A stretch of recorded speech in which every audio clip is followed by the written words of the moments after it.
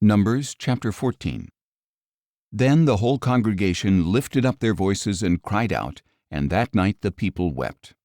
All the Israelites grumbled against Moses and Aaron, and the whole congregation said to them, "If only we had died in the land of Egypt, or if only we had died in this wilderness.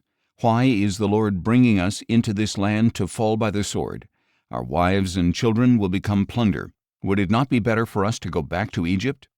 So they said to one another, "Let us appoint a leader and return to Egypt." Then Moses and Aaron fell face down before the whole assembly of the congregation of Israel. Joshua son of Nun and Caleb son of Jephunneh, who were among those who had spied out the land, tore their clothes and said to the whole congregation of Israel, "The land we passed through and explored is an exceedingly good land. If the Lord delights in us, He will bring us into this land, a land flowing with milk and honey, and He will give it to us. Only do not rebel against the Lord, and do not be afraid of the people of the land, for they will be like bread for us. Their protection has been removed, and the Lord is with us. Do not be afraid of them." But the whole congregation threatened to stone Joshua and Caleb. Then the glory of the Lord appeared to all the Israelites at the tent of meeting. And the Lord said to Moses, "How long will this people treat me with contempt? How long will they refuse to believe in me, despite all the signs I have performed among them? I will strike them with a plague and destroy them, and I will make you into a nation greater and mightier than they are." But Moses said to the Lord, "The Egyptians will hear of it, for by your strength you brought this people from among them, and they will tell it to the inhabitants of this land.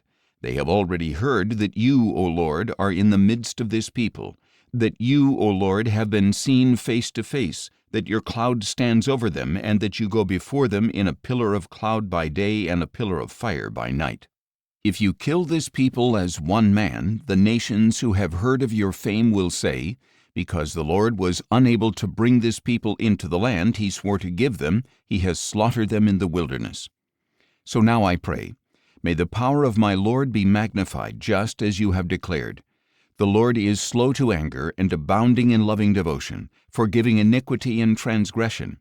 Yet He will by no means leave the guilty unpunished. He will visit the iniquity of the fathers upon their children to the third and fourth generation. Pardon, I pray, the iniquity of this people in keeping with the greatness of your loving devotion, just as you have forgiven them ever since they left Egypt." "I have pardoned them as you requested," the Lord replied. "Yet as surely as I live, and as surely as the whole earth is filled with the glory of the Lord, not one of the men who have seen my glory and the signs I performed in Egypt and in the wilderness, yet have tested me and disobeyed me these 10 times, not one will ever see the land that I swore to give their fathers. None of those who have treated me with contempt will see it. But because my servant Caleb has a different spirit and has followed me wholeheartedly, I will bring him into the land he has entered, and his descendants will inherit it. Now since the Amalekites and Canaanites are living in the valleys, turn back tomorrow and head for the wilderness along the route to the Red Sea." Then the Lord said to Moses and Aaron, "How long will this wicked congregation grumble against me? I have heard the complaints that the Israelites are making against me. So tell them, 'As surely as I live, declares the Lord, I will do to you exactly as I heard you say. Your bodies will fall in this wilderness, all who were numbered in the census, every one 20 years of age or older, because you have grumbled against me. Surely none of you will enter the land in which I swore to settle you, except Caleb son of Jephunneh and Joshua son of Nun.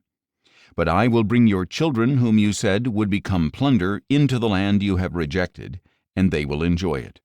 As for you, however, your bodies will fall in this wilderness. Your children will be shepherds in the wilderness for 40 years, and they will suffer for your unfaithfulness until the last of your bodies lies in the wilderness. In keeping with the 40 days you spied out the land, you shall bear your guilt 40 years, a year for each day, and you will experience my alienation.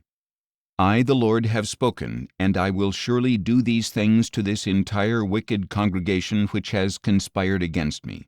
They will meet their end in the wilderness, and there they will die."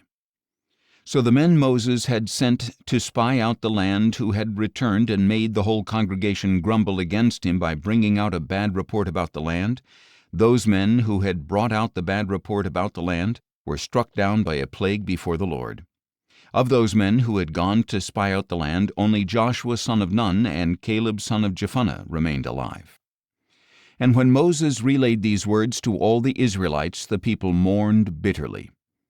Early the next morning they got up and went up toward the ridge of the hill country. "We have indeed sinned," they said, "but we will go to the place the Lord has promised." But Moses said, "Why are you transgressing the commandment of the Lord? This will not succeed.